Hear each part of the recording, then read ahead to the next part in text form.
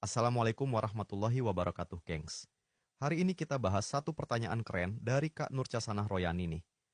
Tapi kalau diagnosis cluster headache syndrome itu kemungkinan sihir atau enggak sih? Ini pertanyaan cakep banget ya.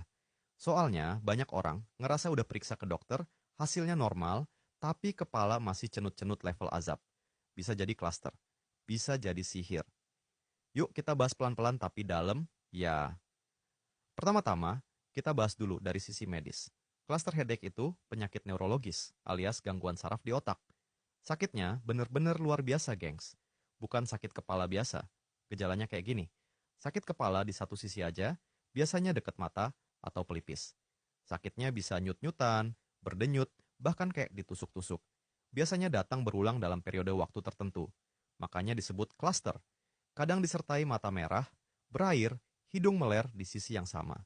Nah, kata dokter spesialis saraf, penyakit ini diduga muncul gara-gara aktivitas berlebih di hipotalamus, bagian otak yang ngatur jam biologis tubuh.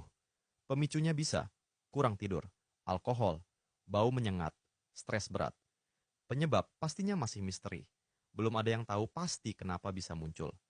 Bahkan Profesor Peter Godsby, pakar neurologi dari King's College London, bilang, cluster headache itu termasuk penyakit paling menyiksa secara fisik, tapi minim jawaban medis.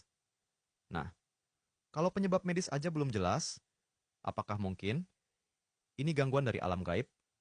Dalam dunia ruqyah syariah, banyak loh kasus sakit kepala ekstrem, mirip cluster, yang ternyata penyebabnya adalah gangguan jin atau bahkan sihir.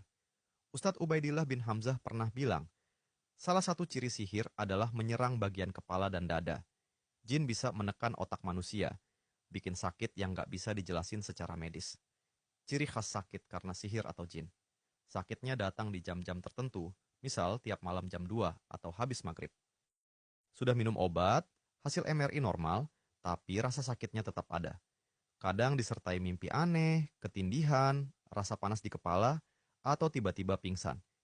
Yuk, kita lihat dua sudut pandang. Dari dokter dan dari ustadz. Dokter bilang, kalau kamu ngalamin cluster headache, kamu butuh penanganan neurologis. Ada obat pencegah seperti verapamil, melatonin, dan terapi oksigen. Tapi kalau udah semua dicoba dan nggak ngefek, biasanya dokter juga nyaranin cari alternatif, termasuk terapi spiritual. Sedangkan para ustadz bilang, sakit kepala yang datangnya konsisten di jam tertentu dan nggak bisa dijelasin logika, bisa jadi taslit jin. Jin diutus untuk menyakiti. Apalagi kalau pasien punya riwayat pernah ke dukun atau pernah disantet di pelet. Ustadz Amru Abdul Qadir pernah cerita,